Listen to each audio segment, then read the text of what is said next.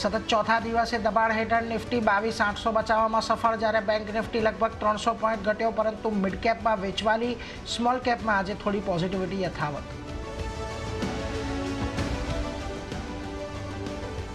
Metal, realty અને power share પૂરજોશમાં તેજીમાં. Nifty, metal અને રિયલ્ટી ઇન્ડેક્સમાં 1% વધારો.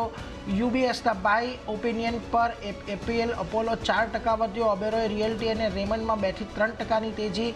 મોર્ગન સ્ટેનલીના ઓવરવેટ રેટિંગથી જેએસડબલ્યુ એનર્જીમાં 3%નો વધારો. ઈવી પર આયાત ડ્યુટી ઘટાડવાના સમાચારને કારણે ઓટો શેર પર દબાણ. એમએનએમ 2% ઘટીને નિફ્ટીનો સૌથી મોટો લૂઝર. નવી ઈવી પોલિસી માર્ચ સુધીમાં આવી શકે. સૂત્રોના જણાવ્યા અનુસાર શરતો સાથે આયાત ડ્યુટી 110%થી ઘટાડીને 15% થઈ શકે. ટેસ્લા જેવી વિદેશી કંપનીઓ ભારત માટે પ્રવેશનો માર્ગ મોકળો.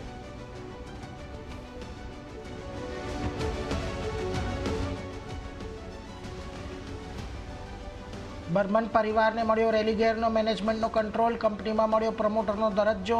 ઓપન ઓફર બાદ બર્મન ગ્રુપની 25.16% હિસ્સેદારી થઈ.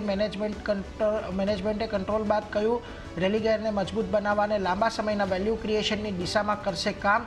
સ્ટોકમાં 5%થી વધુની તેજી.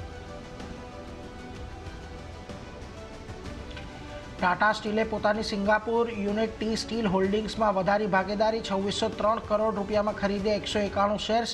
પાછલા વર્ષે ટી સ્ટીલમાં ખરીદ્યો હતો ભાગ. શેરમાં જોવા મળી સારી તેજી.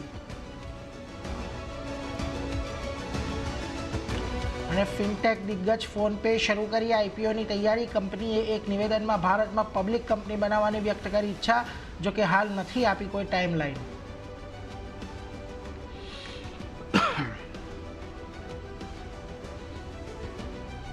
જો અત્યારે